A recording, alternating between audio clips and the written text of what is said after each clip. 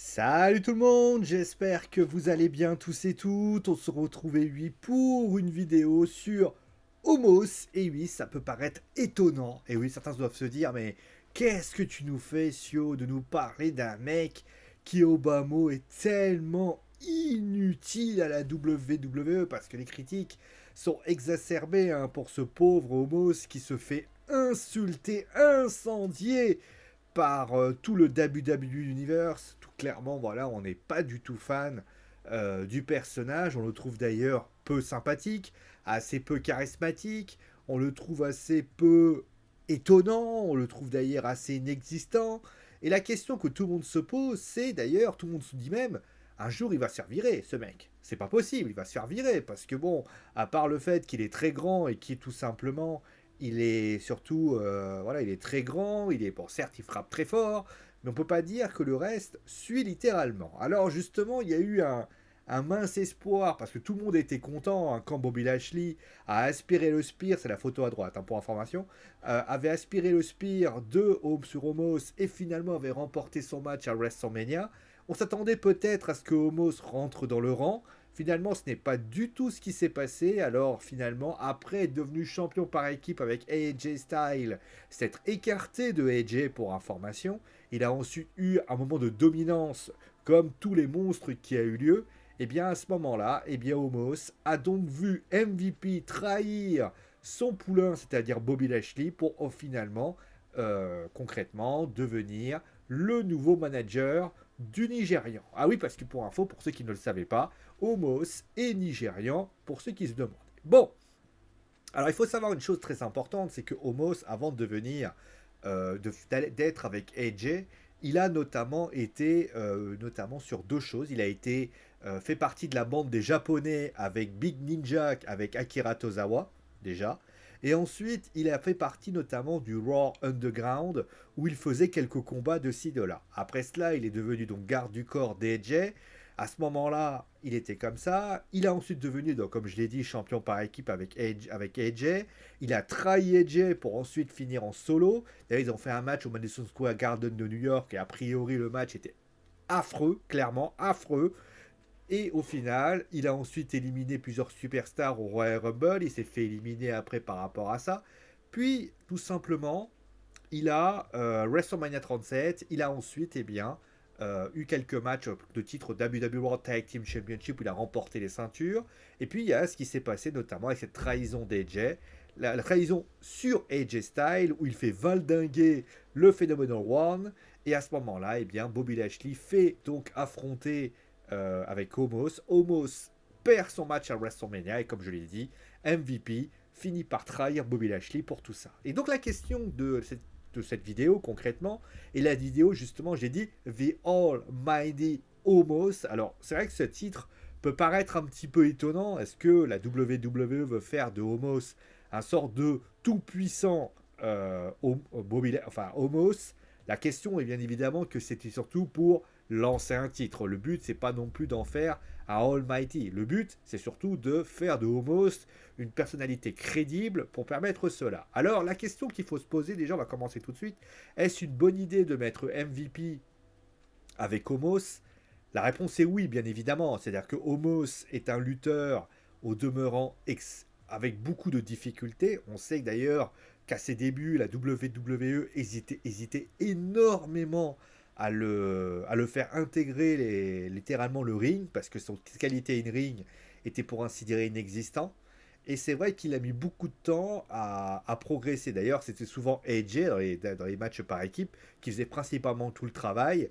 Et lui était principalement là pour finir le travail. Donc déjà, c'était la première chose. Et déjà, première chose, on va enlever le côté mix skill de Homos, parce qu'il faut quand même l'avouer. Homos avec un micro, c'était pas ça. Hein. On dit souvent que Ronda Rousey est nulle au micro, mais alors notre cher Homos, on comprend rien ce qu'il dit. C'est surtout pour vouloir faire le côté effrayant.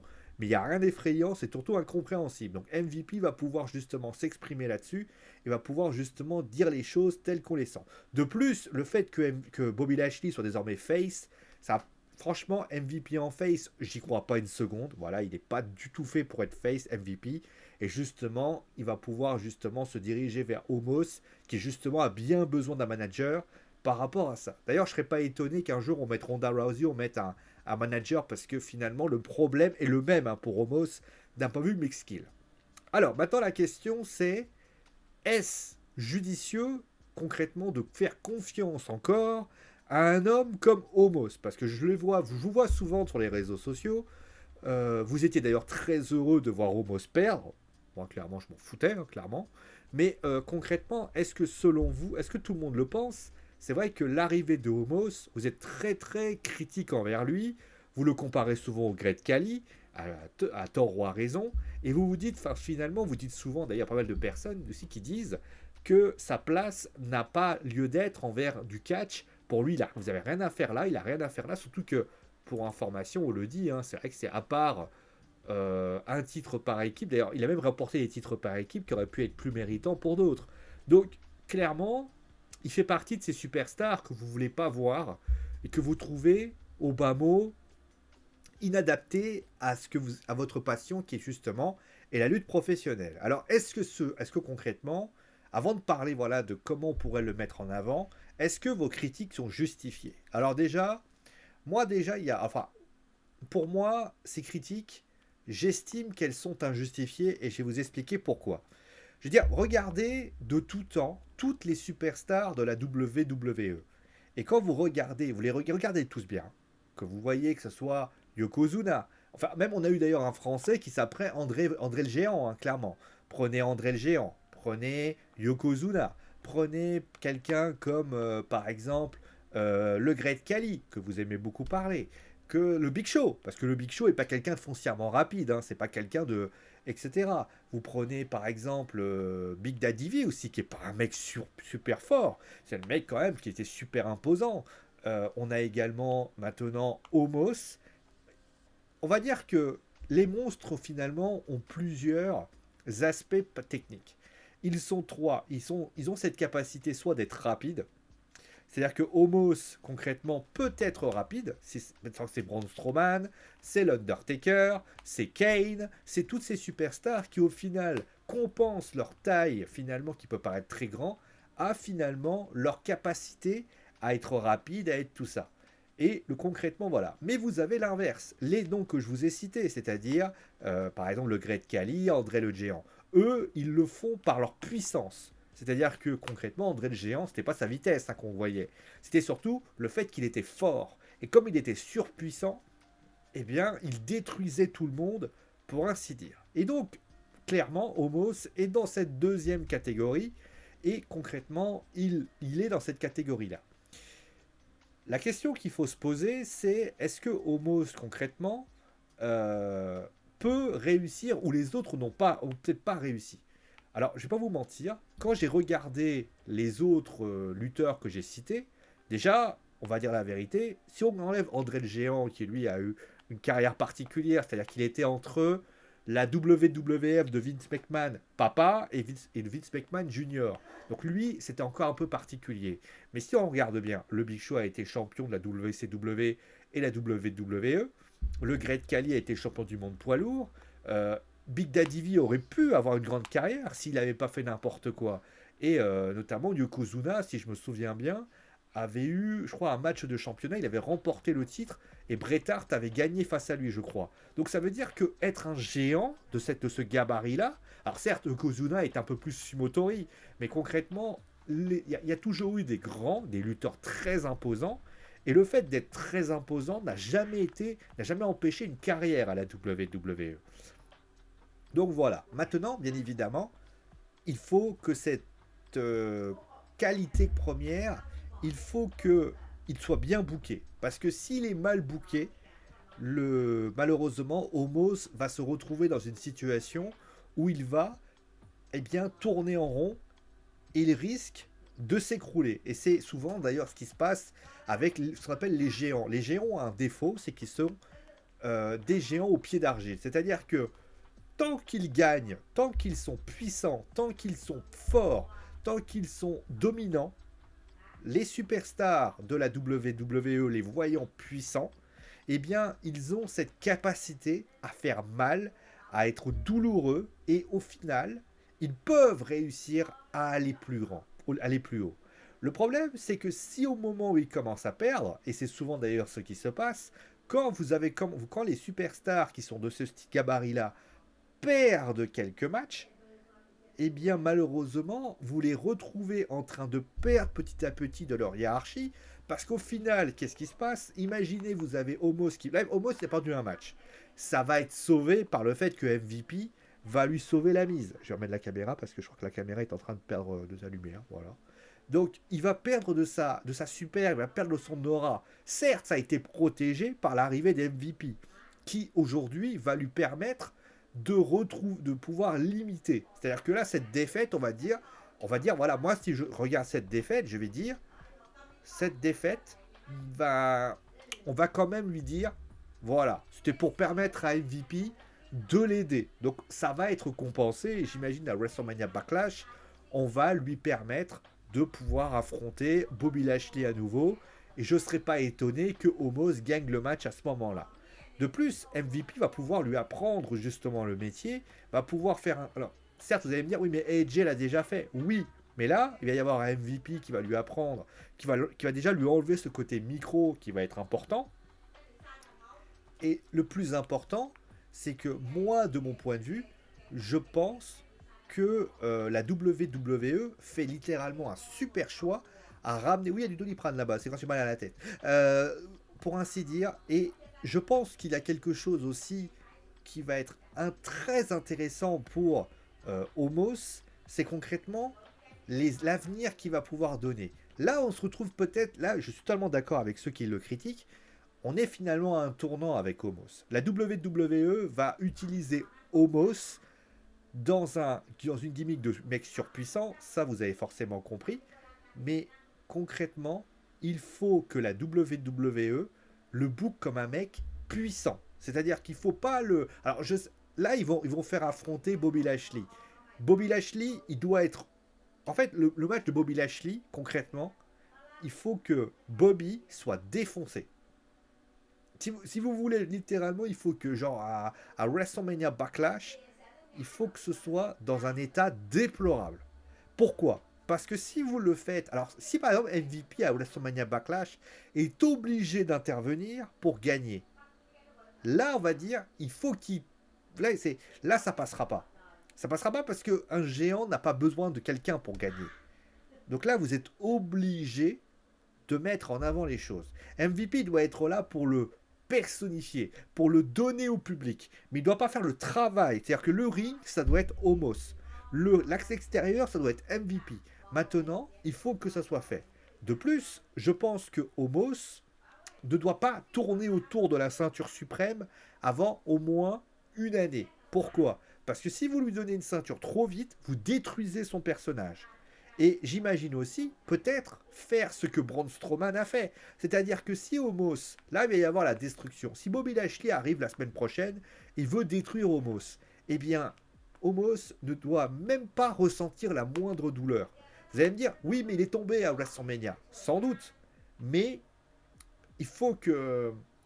Je sais pas, il faut qu'on nous fasse comprendre que ce mec-là, c'est un athlète tellement puissant que la fait que MVP est là, MVP en fait, ça va être quelqu'un qui doit lui avoir donné le souffle sacré, si vous voulez. C'est-à-dire que là, on lui a dit, voilà, tel mec plus puissant, c'est toi le The Almighty Omos, et tu dois faire en sorte que tu dois être la puissance incarnée. Et j'ai envie de te dire, il faut que ce soit fait par des faits, en détruisant Bobby Lashley, en détruisant certaines superstars de la WWE qui sont puissants. Et le plus important, qu'il fasse voler littéralement. Regardez, souvenez-vous d'une image qui avait choqué tout le monde. C'est Roman Reigns, il avait mis Braun Strowman dans une ambulance, il avait reculé, et là, Braun Strowman était ressorti comme si de rien n'était. Omos doit faire par exemple ce même type de cas. Il faut aussi le voir par sa résistance. C'est-à-dire que pourquoi André le Géant était impressionnant, c'est parce qu'il était très grand, parce qu'il était très fort, mais aussi parce qu'il était résistant. Plus vous le mettez résistant, donc il va falloir faire ça. Là, on peut dire littéralement, à WrestleMania, il a été surpris. Il était trop confiant.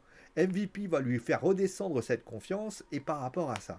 Mais concrètement, il faut que... Concrètement, voilà. Après, au bout d'un an, vous faites le bilan, et vous regardez ce qui se passe. Et si si Omos n'a toujours pas évolué, ça va mal aller. Au niveau du catch, je vais être honnête avec vous, il faut pas qu'il... Il faut qu'il soit fort, pas au niveau technique. Homos, c'est pas un mec technique.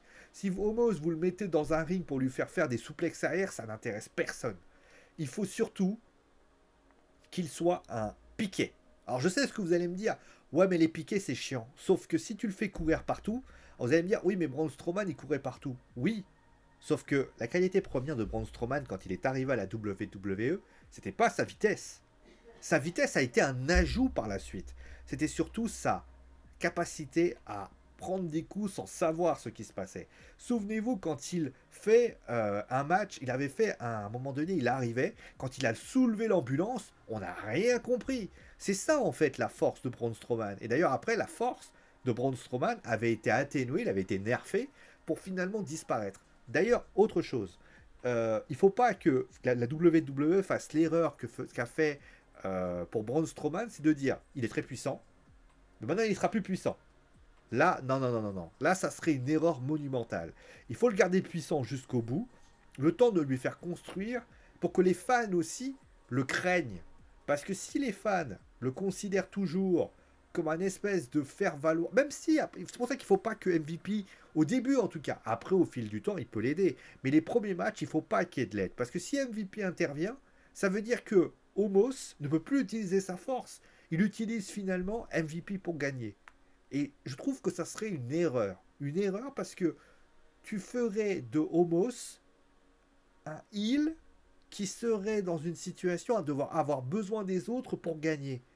Mais il n'a pas besoin des autres puisqu'il défonce qui que ce soit. On l'a vu notamment, la défaite contre Bobby Lashley à WrestleMania est une chose. Mais je vous rappelle qu'il avait affronté un match handicap, il avait défoncé les Viking Riders, il avait affronté je sais plus qui, il y avait Apollo Crew, il y avait Commander Aziz, pour ainsi dire, et finalement tout le monde avait perdu. Donc, il faut que Homos gagne. Par contre, celui qui doit raconter l'histoire, ça doit être MVP à fond les manettes. Voilà. Voilà un petit peu mon avis là-dessus. Il faut pas être dur envers les géants parce que je vois souvent être très critique envers les géants. Je vous vois souvent en train de dire ouais les géants c'est chiant, ils respectent rien. Euh, il faut juste réfléchir 2 minutes. Il faut juste se dire est-ce que c'est pas aussi impressionnant? Parce que les voltigeurs c'est cool hein, mais ça, en fait de la même façon qu'un géant est fort, un voltigeur est rapide. Vous voyez, vous allez voir où je veux en venir. Si le voltigeur, il gigote dans tous les sens, certes, c'est un acrobate, il va sauter dans tous les sens, il va faire des prises, etc. Sauf que le monstre, c'est-à-dire Homos, le géant, lui va frapper fort. Donc il va impressionner par l'impact des coups. C'est pas un flyer s'il met pas des coups violents. C'est par la spectacularité des coups qui va être impressionnant. Mais si demain vous mettez un violent athémie de la part d'Homos, le coup va tellement être violent que tout l'aréna va l'entendre, il va dire ok c'est bon. Voilà un petit peu ce qu'il y a à faire. Voilà. Voilà un petit peu ce que j'avais à dire sur ce moment. On va continuer littéralement aussi à revenir par rapport à ça. D'ailleurs, demain, on va parler justement de quelqu'un qui, d'ailleurs, je voudrais pouvoir parler depuis pas mal de temps. Peut-être pas demain ou après-demain, hein, je ne sais pas encore. Même si l'actualité pourrait changer, hein, on sait que Braun Breaker a remporté le titre de NXT. D'ailleurs, j'ai pas fait de débriefing de Raw parce que le show de Raw était intéressant. Mais j'attends de voir peut-être, mais c'était pas ouf non plus. Donc j'attends de voir tout ça. Et on va revenir bien sûr là-dessus la semaine prochaine. En tout cas, je vous invite vraiment à regarder. Pour une fois, je peux vous dire, WWE Raw n'était pas un mauvais show. C'était plutôt un choix agréable à suivre. Même s'il y a eu beaucoup de speech, on avait l'impression que c'était un post-WrestleMania. J'attends la semaine prochaine pour vraiment voir si ça se continue ou pas. Ah voilà. Après, il y a NXT qui arrive ce soir. On va voir justement au niveau des informations ce qu'il va y avoir. On parlera vraiment, on va commencer à parler peut-être du storytelling, de tout ça. Et ça serait plutôt intéressant pour vous, pour ainsi dire. Et s'il y a une information intéressante, on en parlera bien sûr dans cette émission. Voilà, on va s'arrêter là pour aujourd'hui. Merci à tout le monde d'avoir fait, bien sûr, suivi. N'hésitez pas d'ailleurs à me dire ce que vous pensez de Homos, de ce que vous pensez par rapport à ça. Bien sûr, je vous retrouve très vite. Gros bisous tout le monde et à très vite.